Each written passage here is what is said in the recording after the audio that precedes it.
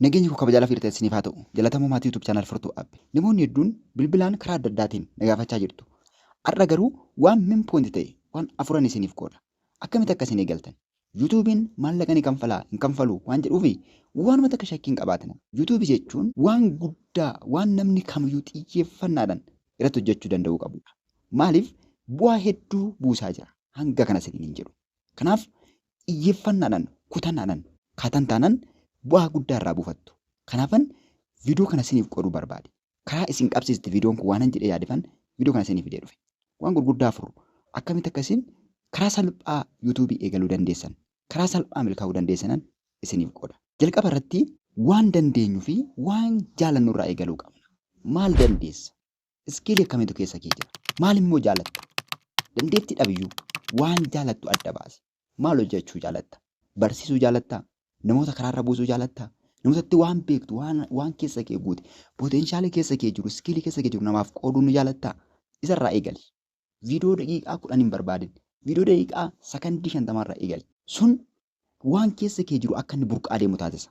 Kanaaf waan dandeenyu fi waan jaalannu irraa eegaluu qabna jechuudha. Keessumaa waan jaalattan irraa yoo kaatanii waan jaalattan sana qorattanii gaafattanii barattanii gara viidiyootti jijjiirtanii YouTube irratti maxxansitanii maallaqa argachuu dandeessu. Waan jaalannu irraa eegalluun isiniin jedha. Dursinee adda baasuu qabna. Maalan jaaladhaa?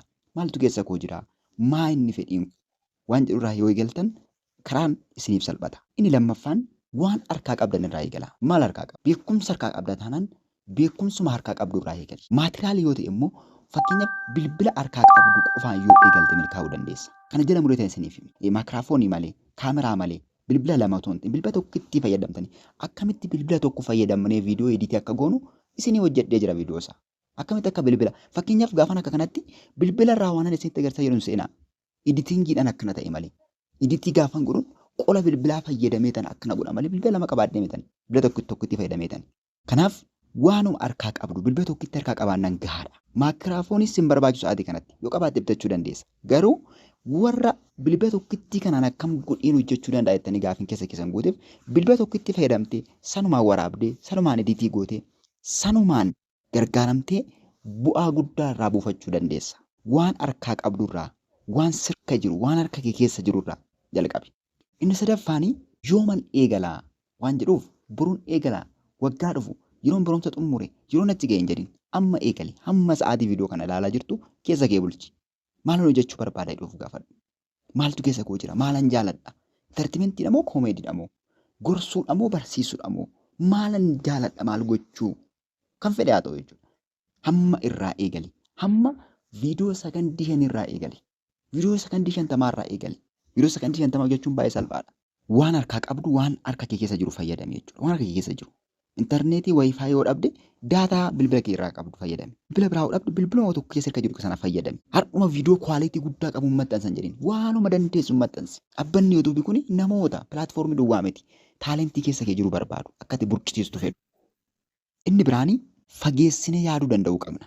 Namni pilaatfoormii kanarraa yookiin yuutuubii irraa maallaqa argachuu kan danda'u namni onlaayinii irraa maallaqa argachuu danda'u warra sobaa osoo hin taane warra waa namaa kanfaluu danda'an jireenya namaa geeddaruu danda'an irraa namni maallaqa argachuu danda'u nama fageessee arguu danda'u nama ija fagootti arguu qabu. Har'a viidiyoo tokko gaafa maxxansitu viidiyoon sun maallaqa waan siif dhusitti fakkaachuu dhiisuu danda'a. Fageessitee argite taanaan guyyaa takka jireenya kee geeddaruu danda'a. Ofii koo waan hin argeef jechuudha. Kanaaf fageessitee ilaaluu danda'u yookiin arguu danda'u qabda. Har'a rakkachuu dandeessa. Si mijachuu dhiisuu danda'a. Yeroo dhabuu dandeessa. Garuu yeroo dhabde kana keessa yeroo qabdu keessaa yeroo murtaa'uuf daqiiqaa murtoof laattee fi yoo irratti xiyyeeffattee hojjette bu'aa buufachuu dandeessa. Yoo xiqqaate karaalee salphoo fakkaattu arfan kana fayyadama. Karaa salphoo fakkaattu arfan kana fayyadama. Waan dandeessuuf waan jaalattu irraa eegali waan harkaa qabdu fayyadamee jalqabi. Hammuma sa'aatii hamma qabdu kana jalqabi.